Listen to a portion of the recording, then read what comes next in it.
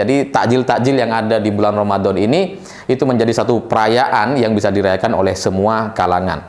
Nah, cuma pertanyaan selanjutnya, apakah dengan toleransi babak baru ini akan membuat pembangunan gereja-gereja di daerah itu menjadi minim penolakan? Seharusnya iya.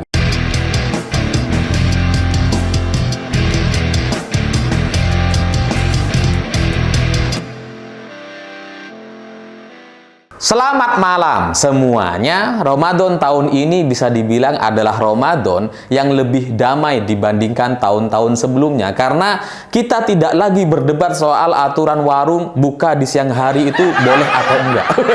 Kita juga tidak lagi mendengar permintaan dari ormas-ormas Islam yang berharap agar orang-orang yang tidak puasa menghormati yang puasa. Kalau di tahun-tahun sebelumnya, saya pribadi itu sampai harus membela orang yang tidak puasa.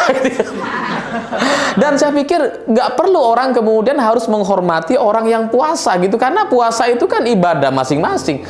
Kalau misalkan ada orang yang nggak puasa, ya terserah mereka gitu ya. Kalau mereka misalkan memang berhalangan, ya seperti perempuan kan ada orang yang haid gitu ya, atau orang yang bepergian atau musafir, ya boleh-boleh aja dia tidak puasa. Jadi seharusnya tidak perlu ada permintaan untuk menghormati yang tidak puasa. Nah, tahun ini, di Ramadan tahun ini, semua cerita-cerita itu nggak ada. Apalagi soal sweeping gitu ya, sweeping atau penggerbekan kepada warung-warung yang buka di siang hari itu nggak ada. Atau minimal, semua cerita-cerita itu, kalaupun ada gitu ya, itu kalah nyaring dari tren war takjil. Di mana nonis-nonis gitu ya, non-Islam katanya, itu juga berburu takjil, itu juga membeli takjil meskipun mereka nggak puasa. Ya, semua cerita soal warung buka di siang hari, sweeping atau permintaan atau mengajak orang-orang untuk menghormati yang puasa dan sebagainya itu kalah nyaring dari war takjil, karena ini lagi ngetren sekali di sosial media, terutama di TikTok gitu ya. Jadi banyak kalangan nonis itu yang meskipun nggak puasa, dia menikmati suasana Ramadan, dia menikmati takjil gitu ya. Mereka juga beli takjil itu dan langsung makan. Karena ya meskipun makannya nggak di depan pedagangnya gitu ya. Kalau yang lain kan, kalau yang muslim gitu ya, beli takjil nanti makannya pas azan. Kalau yang nonis ya udah beli takjil, masuk kantor makan langsung. Jadi mereka untuk yang pertama kalinya gitu ya, Ramadan tahun ini itu seperti dirayakan oleh semua kalangan, termasuk yang nonis. Dan ini kayaknya yang pertama, meskipun cerita-cerita semacam ini itu juga sudah terjadi di tahun-tahun sebelumnya gitu ya. Apalagi saya dulu ketika di Malaysia 3 tahun itu juga melihat pemandangan yang serupa gitu ya, yang orang yang nonis yang nggak puasa ya mereka juga beli takjil. Di Indonesia juga kurang lebih sama sebenarnya, tapi tren itu baru terbaca sekarang gitu ya, dan itu kemudian menjadikan cerita Ramadan tahun ini menjadi sangat-sangat luar biasa menyenangkan bagi saya, karena kita sebagai muslim tidak perlu lagi tersinggung atau kemudian merasa perlu memberikan penjelasan atau berdebat soal warung itu boleh buka di siang hari atau enggak. Ya karena cerita-cerita itu adalah cerita kuno gitu. Itu cerita di masa lalu. Cerita hari ini, orang-orang Katolik, orang-orang nonis itu sudah mengajak teman-temannya untuk buka bersama. Ini cerita hari ini. Ya soal war takjil, berburu takjil, dan kalangan-kalangan nonis mengajak buka bersama, meskipun yang mengajak nggak puasa. Pokoknya buka bersama, makan bersama gitu ya. Jadi ini menjadi satu catatan yang menarik gitu ya. Dan kalau ke depan kemudian sekarang ini ada konten-konten yang nonis itu tahu soal ajaran Islam gitu ya, yaitu bumbu-bumbu saja gitu. Dan bagi saya wajar kalau nonis di Indonesia itu tahu soal ajaran Islam, ya karena memang di sekelilingnya adalah mayoritas orang beragama Islam, atau mereka masuk ke sekolah yang kebetulan ada pelajaran-pelajaran agama Islam. Jadi soal urusan pertanyaan apakah tahu soal rukun iman, rukun Islam, atau doa buka puasa, atau azan dan sebagainya, ya wajar kalau mereka hafal, karena azan di Indonesia 5 kali kan sehari gitu ya, dan mereka mendengarkan terus itu. Jadi kalau ada yang hafal, wajar sekali. Karena ya sehari 5 kali dibacakan gitu. Nah, di tengah situasi yang menyenangkan atau damai ini, semoga ini kemudian berlanjut di tahun-tahun sebelumnya, dan cerita-cerita soal sweeping atau penggerbekan kepada warung yang buka di siang hari dan sebagainya itu tidak terjadi lagi di tahun-tahun sebelumnya. Apalagi tahun ini kemudian ada juga peristiwa yang itu menjadi berbeda, karena Habib Rizik gitu ya, orang yang sebelumnya menjadi ketua FPI yang ya aktif sekali memberikan pernyataan-pernyataan kontroversial di bulan Ramadan soal ya menghormati orang yang puasa dan sebagainya, atau FPI di daerah-daerah yang melakukan persekusi atau sweeping gitu ya. Ini ketuanya Habib Rizik di bulan Ramadan kali ini, beberapa hari yang lalu atau kemarin itu menikah lagi. Dan saya di pihak yang merasa ya itu benar gitu, itu yang benar dilakukan oleh Habib Rizik gitu ya, bahwa kemudian ada orang yang nyindir atau nyinyir bahwa nikah lagi dan sebagainya, ya bagi saya itu sudah benar gitu.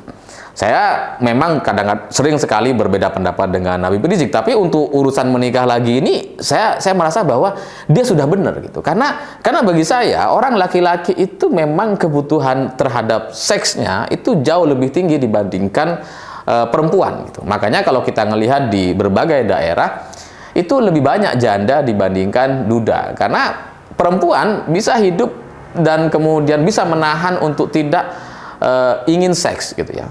Kalau laki-laki itu lebih kebutuhan terhadap seksnya itu lebih tinggi, sehingga kalau di daerah-daerah yang duda-duda itu jarang sekali, karena mereka relatif akan menikah lagi, dan itu lebih baik bagi mereka daripada mereka kemudian tidak menikah dan kemudian melampiaskannya kepada kanan dan kiri. Ya lebih baik berkomitmen kepada satu orang atau menikah lagi. Jadi ketika Habib Rizik menikah, ya sudah kita dukung, itu jalan yang benar yang dia lakukan, nggak perlu kita sindir-sindir dan sebagainya. Terkait soal pilihan dan sebagainya, ya terserah saja gitu. Dan bagi saya apa yang dialami oleh Habib Rizik dan keluarganya, istrinya meninggal dunia, itu ya wajar atau kemudian bagus kalau kemudian menikah lagi. Yang tidak bagus itu kalau bercerai terus kemudian nikah lagi, itu yang kemudian boleh mungkin dipertanyakan sebagai tokoh agama. Tapi kalau Rizik kan ya enggak gitu ya, dia istrinya meninggal, dia kemudian nikah lagi, ya sudah benar. Dan dari cerita Ramadan yang damai, kemudian Habib Rizik yang sudah menikah lagi, dan tidak ada lagi cerita-cerita FPI dan sweepingnya, semoga ini menjadi cerita toleransi babak baru. Tidak terlepas apakah cerita takjil itu, war takjil ini itu ada settingan atau tren ini sengaja dibuat dan sebagainya. Ya pada intinya nampaknya ini adalah sebuah cerita toleransi babak baru, sehingga ke depan soal toleransi itu tidak perlu lagi dibangun dengan cerita-cerita atau narasi-narasi yang harus berhadapan-hadapan hitam dan putih. Karena untuk apa kemudian berhadapan-hadapan kalau semuanya bisa melebur kemudian menikmati perayaan ini bersama-sama gitu ya. Sehingga war takjil hari ini bagi saya itu sama seperti kita menikmati hari Natal misalkan, yang mendapatkan diskon di mall, kemudian libur bersama, itu kan ya kita nikmati bersama-sama gitu ya. Jadi takjil-takjil yang ada di bulan Ramadan ini itu menjadi satu perayaan yang bisa dirayakan oleh semua kalangan. Nah, cuma pertanyaan selanjutnya, apakah dengan toleransi babak baru ini akan membuat pembangunan gereja-gereja di daerah itu menjadi minim penolakan? Seharusnya iya gitu ya. Kalau dari kalangan elitnya sudah tidak lagi berada di permainan soal isu anti-antian gitu ya, maka seharusnya yang di bawah itu juga tidak ada lagi penolakan-penolakan terhadap gereja. Ya semoga ini kemudian yang berlanjut di Indonesia. Kalau memang setelah ini masih ada penolakan-penolakan, ya mungkin kita masih butuh waktu lagi. Atau mungkin ada cerita-cerita politik yang bermain di belakang itu. Tapi ya minimal semoga setelah ini di Indonesia, toleransi di Indonesia itu tidak lagi bernada negatif atau bernada hitam putih atau berlawanan. Semoga setelah ini kalau teman-teman kita, saudara-saudara kita merayakan Natal dan sebagainya, itu tidak perlu lagi kemudian dijaga begitu ketat atau ketakutan. Dan ya kita berharap ini yang kemudian bisa membuat toleransi di Indonesia menjadi lebih damai. Atau gitu ya, minimal tidak ada lagi cerita orang-orang yang meledakkan diri atau menyerang atas nama jihad. minimal itu. Ya memang ini belum waktunya kita euforia gitu, karena ini masih setengah perjalanan bulan Ramadan. Karena biasanya di akhir-akhir jelang bulan Ramadan cerita peledakan dan sebagainya itu biasanya terjadi gitu ya. Semoga tahun ini damai Ramadan tahun ini kemudian bisa begitu sempurna dengan tidak adanya korban atau orang-orang yang bodoh dan berjihad atau meledakkan diri atas nama jalan-jalan yang salah. Saya pikir itu. Terima kasih sudah menonton. Begitulah kura-kura.